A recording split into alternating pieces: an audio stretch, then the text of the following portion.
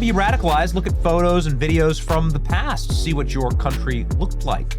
Was it a cleaner, more harmonious, more homogenous, higher trust society? Yes, of course it was. And that is also the case with, well, Iran, actually. In Iran, you can see before the 1979 Glorious Revolution that Persia was just kind of, I don't know, looked normal.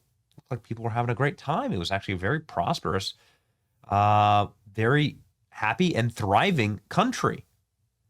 And it was, of course, ruled by, a dictator. But it was a Western dictator, and everyone could go to the beach and have a fun time and visit and sip a pina colada. I have no idea what they drink in Iran, honestly. But Iran definitely wasn't some third world hellscape. It was an advanced and thriving society. What does Iran look like today? Well, whatever's left standing, certainly, whatever you want to call it, not free. In Iran, under the laws of the Islamic Republic, women, including Iranian citizens and female tourists, have to wear a hijab in all public spaces. Head covering, hijab, must be covered with a scarf, shawl, headscarf. It doesn't need to be a full, long black cloak, but the headscarf should cover the hair and the neck. Showing hair is illegal. Okay. Doesn't sound like a lot of fun. Clothing must be loose, fitting, and modest. Long sleeves, long skirts, long overcoat, no tight or revealing garments. Only the face and the hands from the wrists can remain uncovered. There you go. Okay.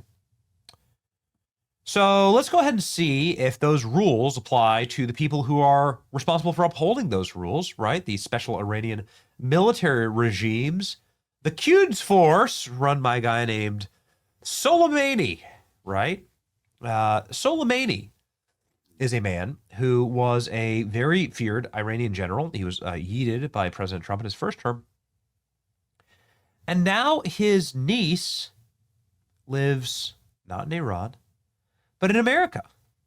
And, well, boy, she sure as hell doesn't ascribe to any of the rules that her uncle died for, from chugging bottles of champagne to lounging in designer clothing and partying at Las Vegas resorts. The niece of Iranian military commander Qasem Soleimani lives a lavish lifestyle in the United States. But Hamida Soleimani, 47, the daughter of the feared Iranian general, now facing deportation after immigration and customs officers detained them in Los Angeles. Oh my.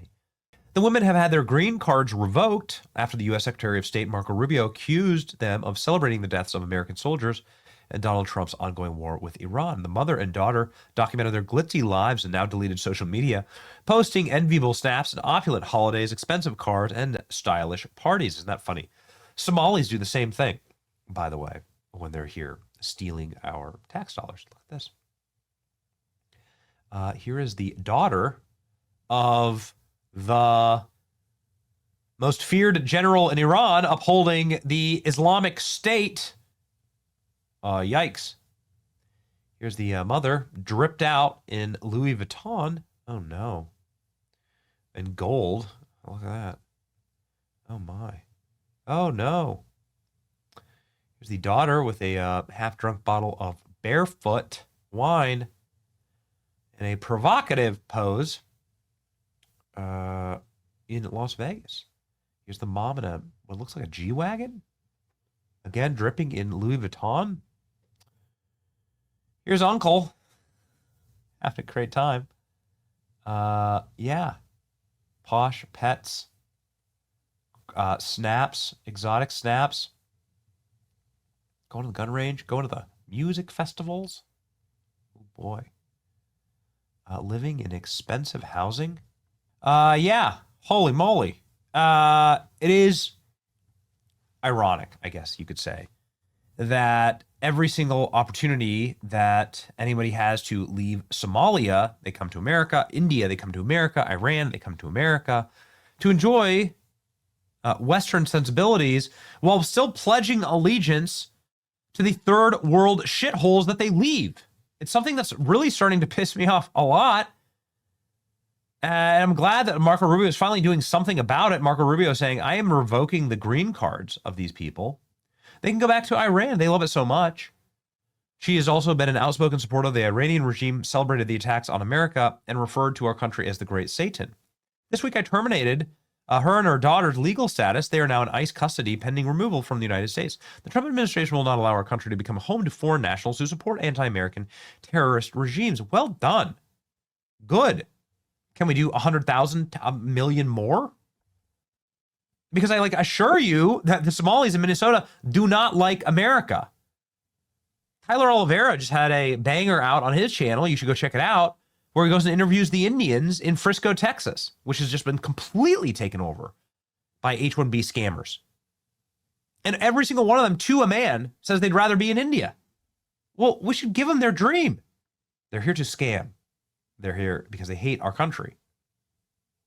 They just wish to make a mint while living here, displace American workers, and send all that money, by the way, back home. None of it stays here.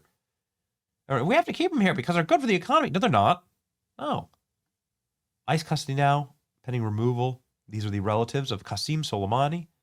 They praise the Iranian regime, the enemy of the United States. On social media, they celebrate American deaths. Look at this. Here you go. Wow. Yeah, this is just the refugee life, right? This is the classic refugee life. There you go. This is your classic refugee.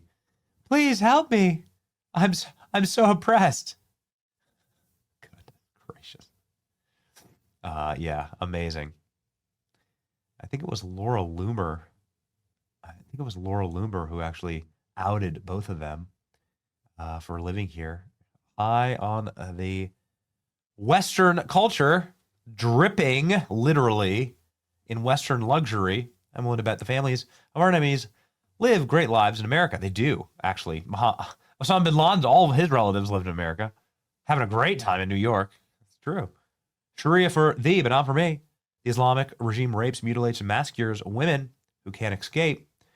The daughters of the regime leaders are drinking, partying, and eating caviar in a life of luxury in the West. Wow. They love to dance. They love to do fashion shows. They love to go clubbing. They love to post it all on social media. There you go. Whoa. Okay. Here you go. The face of Iranian oppression. You know, if you did it right, it could be a really nice billboard for liberating Iran. You know what I mean? Millions of Iranian women enslaved while the grandniece lives out her full freedom. Incredible. Yeah. America wasn't just the target. It was also the escape plan. The loophole is starting to close. The U.S. arrested the grandniece. And now, ladies and gentlemen, it's nice to have these visas canceled. How stupid are we, though, by the way, that we allow this to happen to our country? The fact that she ever got a visa to begin with is a massive problem. Daughter of top Iranian official outed from Emory University after outcry, visa cancellation. No, it's enrichment. It's literally enrichment. Nuclear enrichment. Enrichment. Look at this. Last week, we arrested a terrorist, a Jordanian national. Prior to conviction, he was throwing a Molotov cocktail at the homes of Israeli forces. He lied on his green card to get here under President Clinton. Under the leadership of Donald Trump, we will arrest terrorists. Good.